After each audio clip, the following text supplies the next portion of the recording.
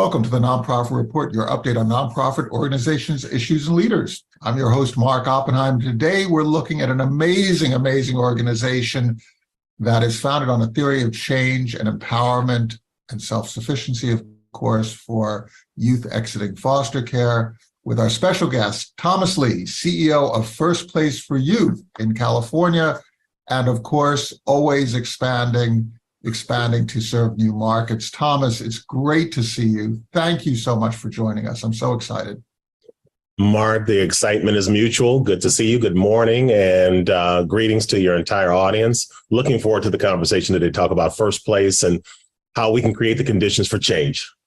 Well, you know, we have a really long history with the organization. We first met the founders, Amy Lemley and Deanna Pearl Deanna Pern, yeah. Pern, I'm sorry, quite a long ways ago. And the thing that I thought was so interesting is not only their passion, but actually how they went about creating the organization, coming out of a study of what was going on with foster youth that were exiting the foster care system. And could you just sort of give us an orientation on that hidden problem? We're not aware of it, but when you look at the statistics, when you look at what happens to youth that are exiting the foster care system, it's really quite astounding, isn't it? Yes, it is. Yes, it is.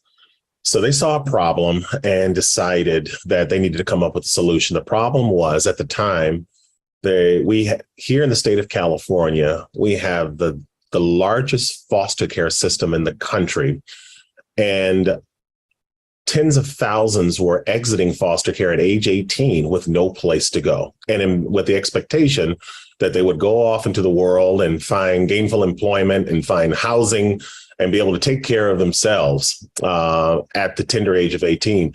The problem with that rationale was that many of the youth weren't prepared and trained and given the right type of mentoring and support and life skills in order to do so. Mark, if you think about it, for a youth to be exiting foster care at the age of 18 means a lot of things went wrong. That means that for some reason or another, they were separated from their biological parents because of neglect or abuse.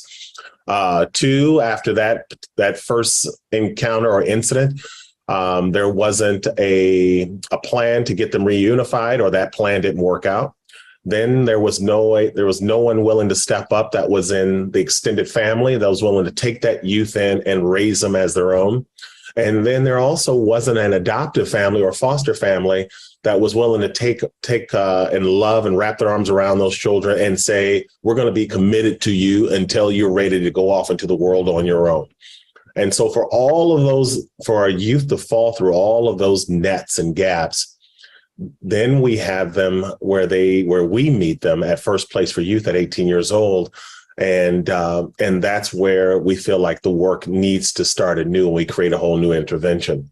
And what you end up with is youth exiting foster care to instant couch surfing, to instant homelessness. That's right. Instant joblessness, right?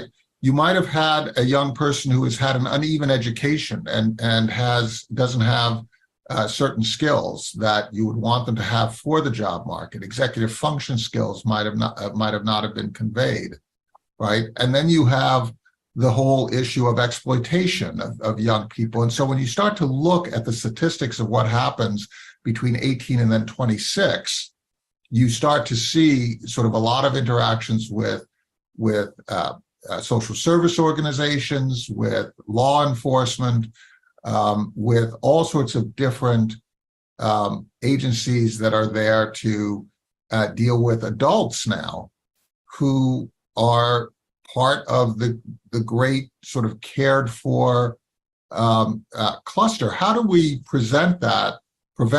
How does First Place prevent that tragedy from unfolding in a way that that young people are empowered and not disempowered, and where they don't feel that they have any agency? What is your approach? Yes. So this was the collective wisdom of Amy Lemley and Deanna Pern, the founders of First Place for Youth 25 years ago.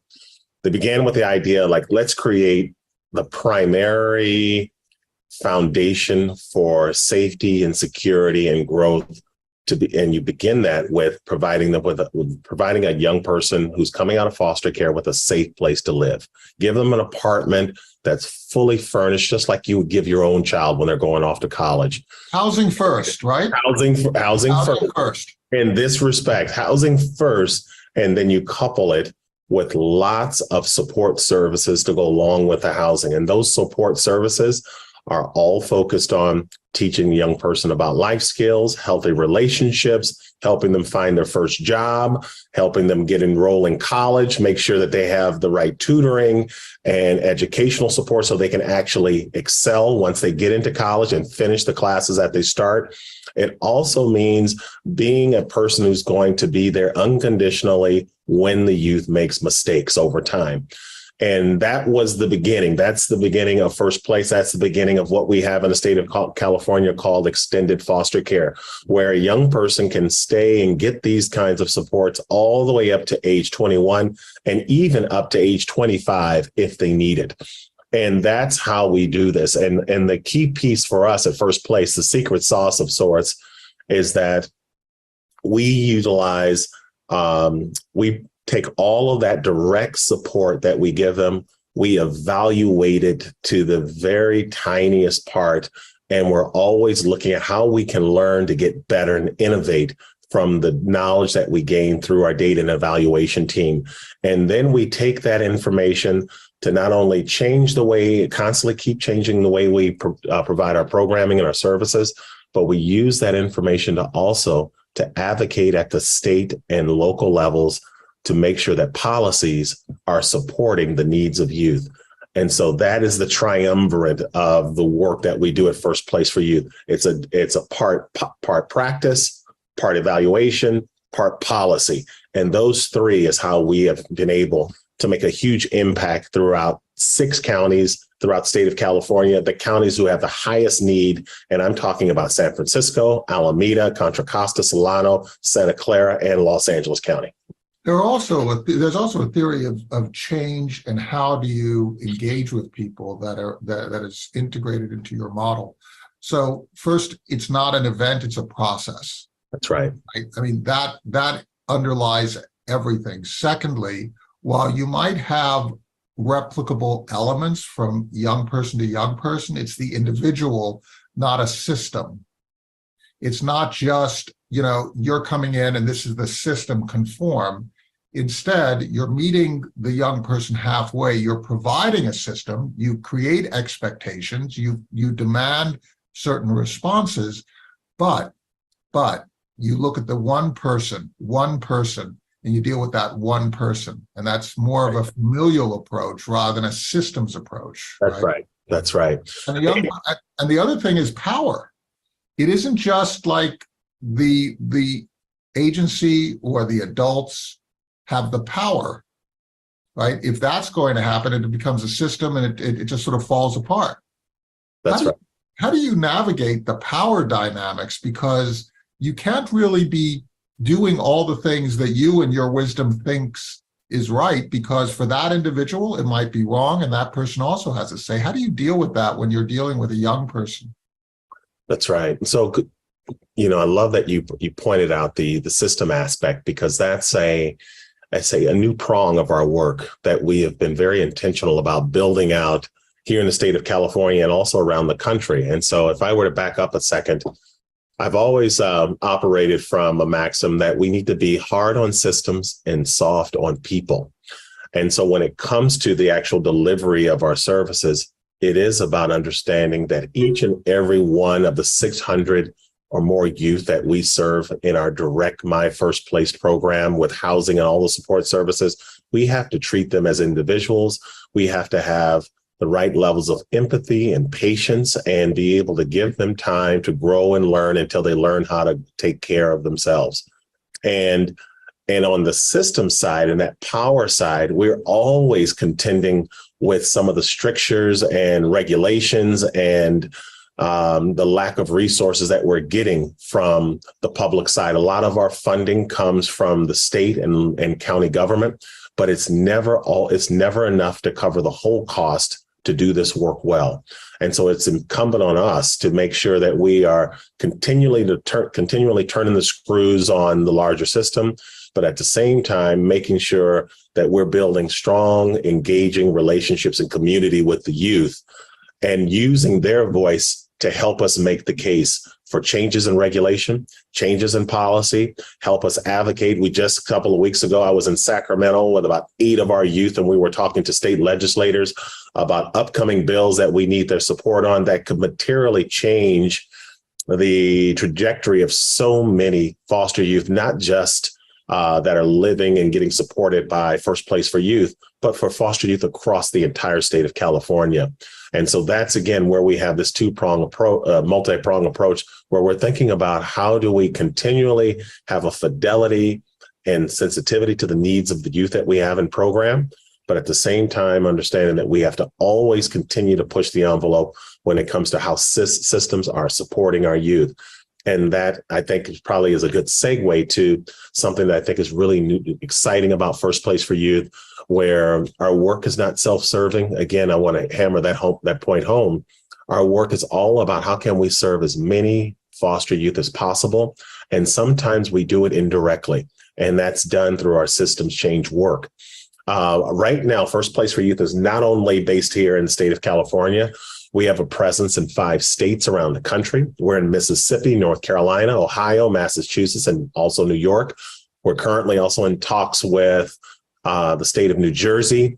And the purpose of all of those events happening around the country is how can we export what we've learned after 25 years of direct service, evaluation, and advocacy? How can we help other regions and child welfare systems and states get their extended foster care systems up and running in a way that they're purposeful and it creates a standard of care that every foster youth can have the opportunity to really go after their hopes and dreams without fear that they're not getting what they need.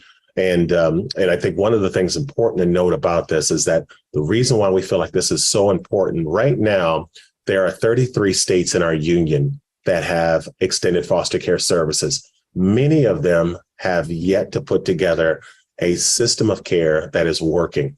So right now we're seeing across the country that only 22% of youth that are eligible for all of the support and housing and entitlements that have been advocated for by so many across the country are being utilized by youth. And so we've got to do a better job in raising and elevating the issues. We have to do a better job at elevating the issues and showing our foster youth in a much better light, and making sure that the young people who need the help, for whom funding has been set aside, that they actually can connect with that help and receive it, right? That's right. And you're an enabling organization. Let's talk a little bit about how you shape your staff, because this is a really important element. You've got a lot of back office functions. You have a lot of business competencies that you need, that any organization of your scale and sophistication needs: finance, tech, and so on and so forth. Right. I'd like to focus on how do you serve youth? How do you ensure that youth are served by people with the credibility to be accepted by those young people? Because you're talking about young people who are of different ethnicities. They are of different identities and orientations. They've had different life experience. We do a lot of work with addiction recovery, mental health. We have a lot of interactions with law enforcement and social services. And when you're talking languages and so on, you could be talking about people who primarily are bilingual or coming from different places in their lives. When they're interacting with somebody like me, they see something that they might embrace or not embrace. It might create a barrier, right? I will not be the right person to connect with every single person out there. Neither will you. How do you ensure that you have enough diversity in your right. staff? Right. In terms of perspective, life experience. I'm not talking, race or. I know. You know what I mean? I do. How do you do that? What's the magic? I appreciate that question. Let me start with this. Youth that have been in foster care have incredible antennae for figuring out who is really authentic and cares deeply and empathetically with them. And and they see through the skin color, they see through all of the superficial things that we use to identify ourselves. They really can tap into where the heart is. And so what we try to do through our vetting process of people who want to come and work with us and work with youth is we want to tap into not only understanding what their skill sets are, what their capacity is for growth. We want to understand what are their values, where is their heart? Are they committed? Do they love the art of raising children? And if they love the art of raising children and almost see it as a calling of sorts. Not everyone's going to have it. That's a rare group that has that calling. But if we try to look for people who really believe it is their avocation to work with youth and help build them and draw out the best out of them over time. And sometimes that requires some training. Not everyone is able to tap into it on day one. So that means that we have to do a really strong and robust onboarding program. We have a full-blown curriculum of professional development that happens over the course of a year.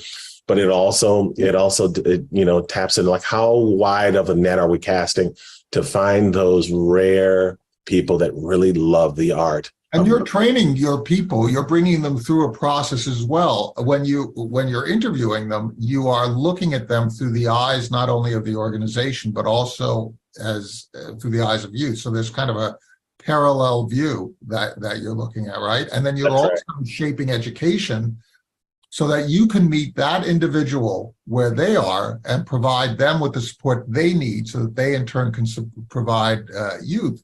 How do you ensure that since it's not a one-on-one kind of a thing, it's a many-on-one That's right. kind of a thing? And the only way you can do that efficiently is to ensure that the organization itself is able to respond, but there is someone who is primarily going to be the contact with the young person. How does that actually work in terms of the interaction between the person who is the primary contact or the people who are the primary contact with that young person, and then the other network of services that you provide?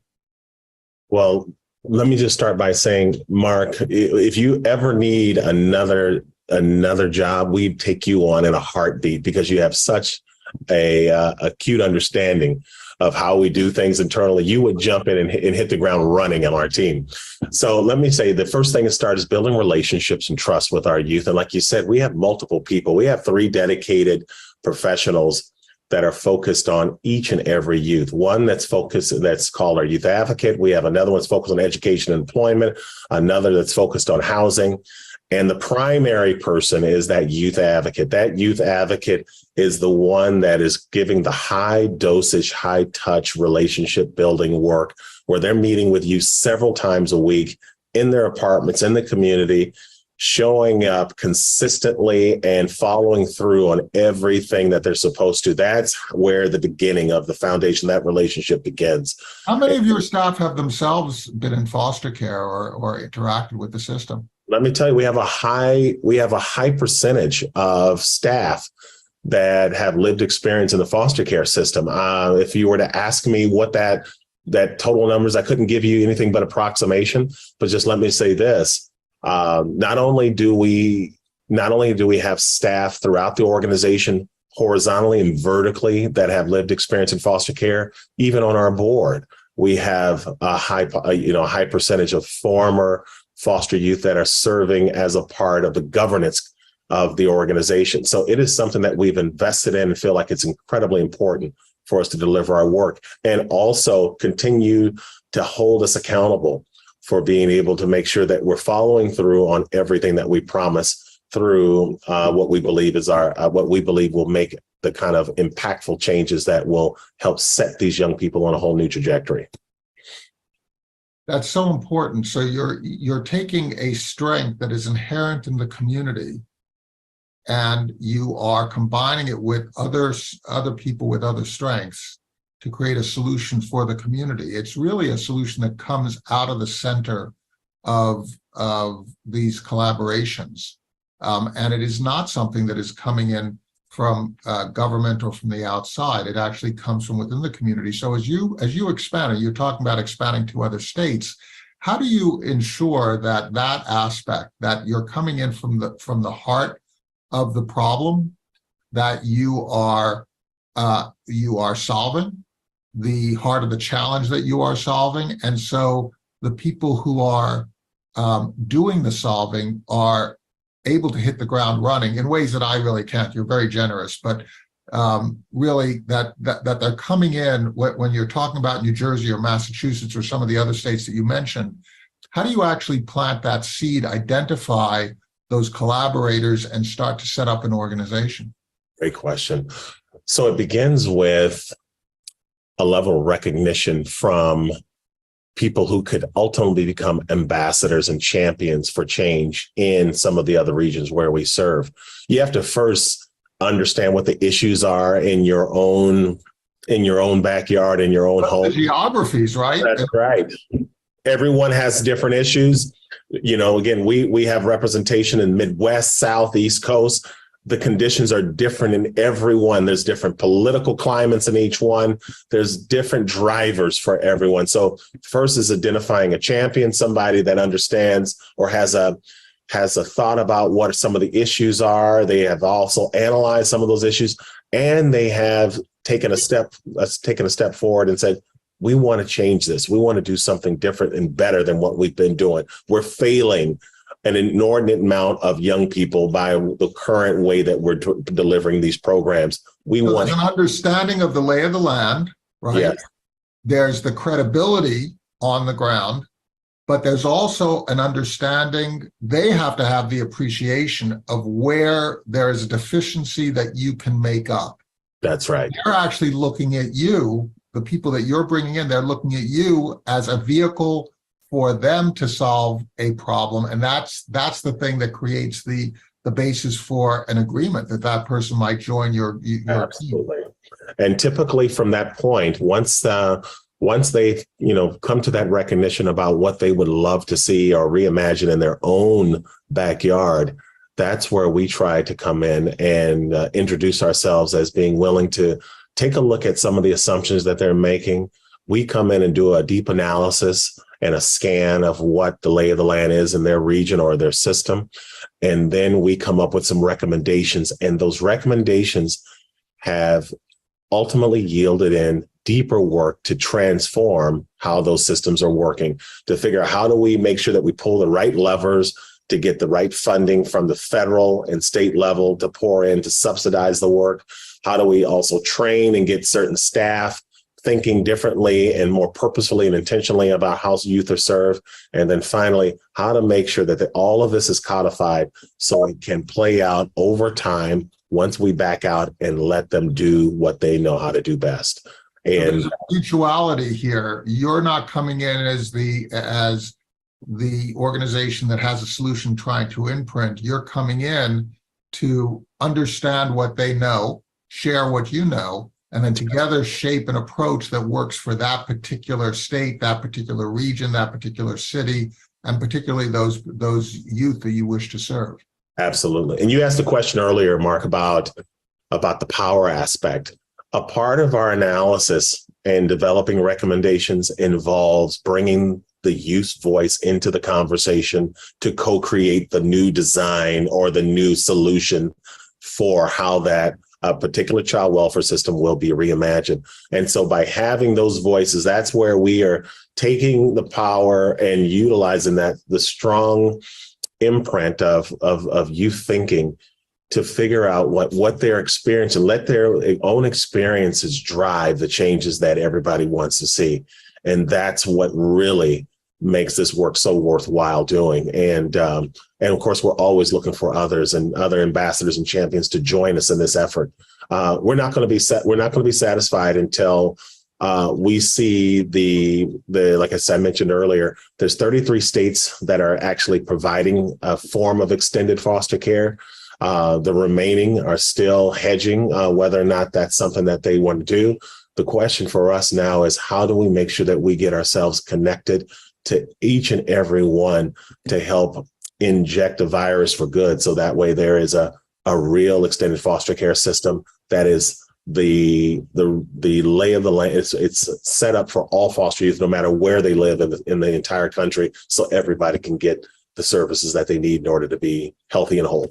It's a great point. What you're saying is that regardless as to whether the services are provided, there are youth out there who have no option and need these services. But you have to be smart in how you're using your limited time and resource, and you must have willing partners. So you are prioritizing based on enthusiasm to serve. And you're basically saying, if you're not enthusiastic to serve, the need is still out there. Please look at it. Right. But we're going to focus here because we can actually transform our time into impact more quickly. And I think it's a sad trade-off, but it's a necessary trade-off in order for you to have the impact that you wish to have. Thomas Lee, CEO of First Place for Youth, this has been a terrific discussion. Let's do this again, because I'd like to continue to unpack your future, because you've got a whole set of plans out there. So would you come back and we'll do this again, maybe in a few months as your plans start to unfold? Mark, I would absolutely love to, Mark. I love having this conversation. You help draw out the why and the need for these services. You're talking about our work is able, if we can do our work and get more believers involved, because I've always said that no one's absolved from being responsible for what's happening to young people that are going into foster care. If we can get more people involved and help shed a brighter light on these issues, this is actually a problem that we can solve in our lifetime. We can actually make sure that young people all across this country are getting what they need in order to be successful in their own right. And so how many problems can you solve in our lifetime? There's not many. And so this is a huge opportunity for us. And Mark, I love that you've given us a platform to share our work, and I'd be happy to come back anytime you'll have me. Thanks so much, Thomas. My pleasure. Take care.